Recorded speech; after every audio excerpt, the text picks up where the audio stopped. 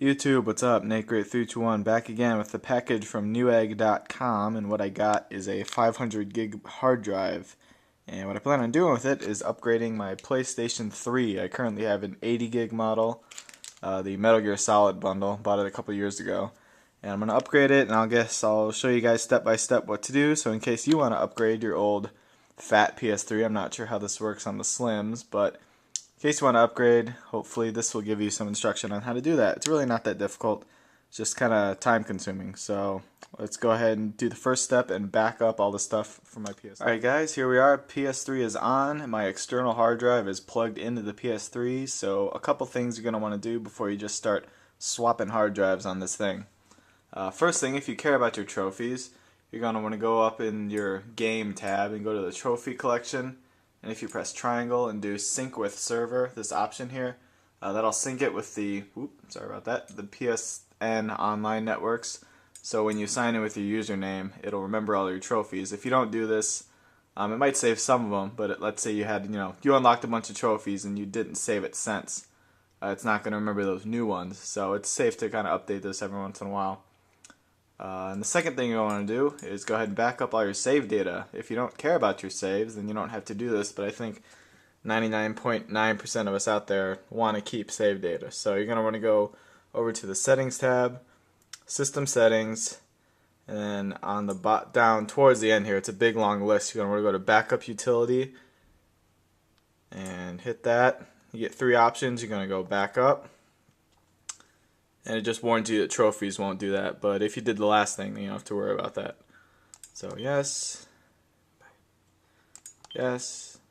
And go ahead and select which device. If you got multiples plugged in, and they'll all show up. But that's the only one I got.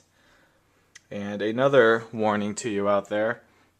I'm not sure if it's changed since, if new firmware has fixed this or not. But you're going to want to, when you first set up this external hard drive on your regular computer, you want to set it up with the FAT32 file system. I think a lot of default drives nowadays, including this one, are set up for NTFS, which is like a more modern one, more current one. From what I've read online, you can put data on here, but then once you try to put this data from the hard drive back to the PS3, it won't recognize it. So there's free software online that you can reformat this drive to FAT32. That's what I did.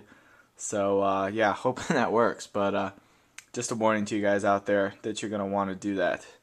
So this is going to start up any minute, hopefully, and I'll let you know. It's probably going to take a couple hours to do, so I'll get back at you when I get back at you. Alright, so here we are. Looks like the backup started after a couple minutes of kind of preparing itself here. It says 2 hours, 27 minutes. We'll see how long it actually takes. So I guess I'll see you guys in an hour and 49 minutes.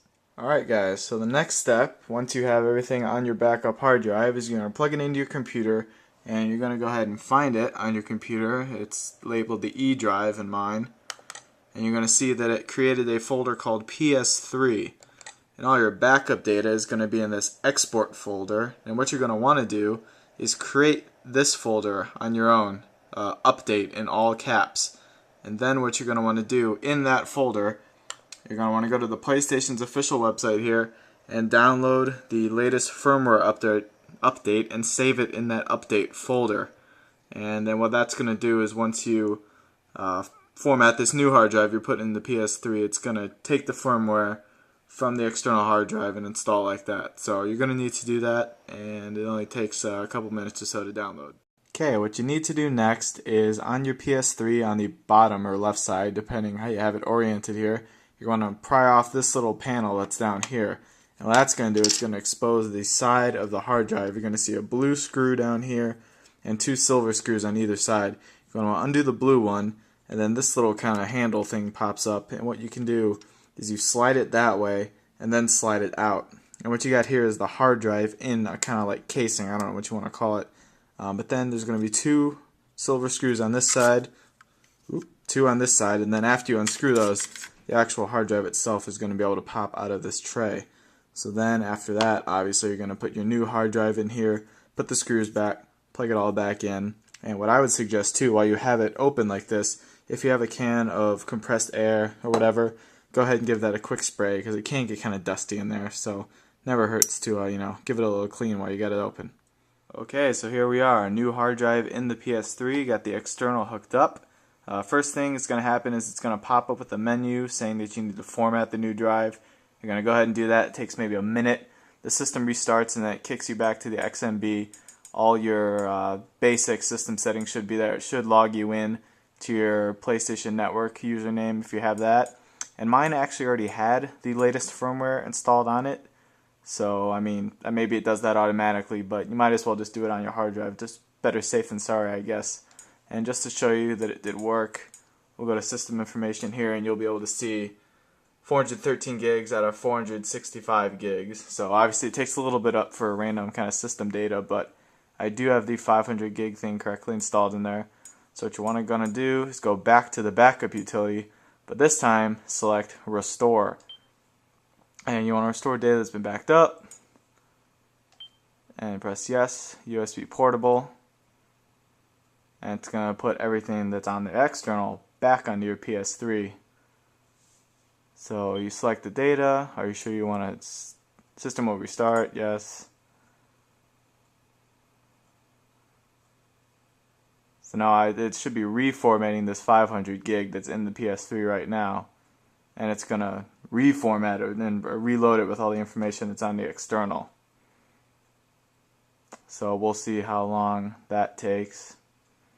Once this gets done here, going to restart.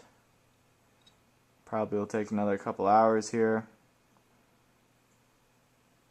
Alright, so it looks like it's going to take about the same amount of time as the original backup did. It says 2 hours and 19 minutes. So 2 hours from now, hopefully I'll have this thing all set to go. Alright guys, here we are back at the main menu. The restore just finished, took about 2 hours. And as you can see, all my downloaded games are here, all my save data still here. So, it's great to see. And just to show you, we'll go ahead and go into the system settings. If I can find it. There we go, look at system information. As you can see now, I have 360 gigs free out of 465. So, I'm guessing this will last me a really long time. So that's awesome to do. That was, a pretty easy update. Whole thing took about 4 hours. Really not that difficult. There's a lot of tutorials online on how to do this. It's a really common thing a lot of people do, especially with the older like 40, 60, and 80 gig PS3s. So it's really easy to do. I suggest if you guys have them, go ahead and do it. Hard drives are cheap enough. I think mine was about $60 or $70 off Newegg.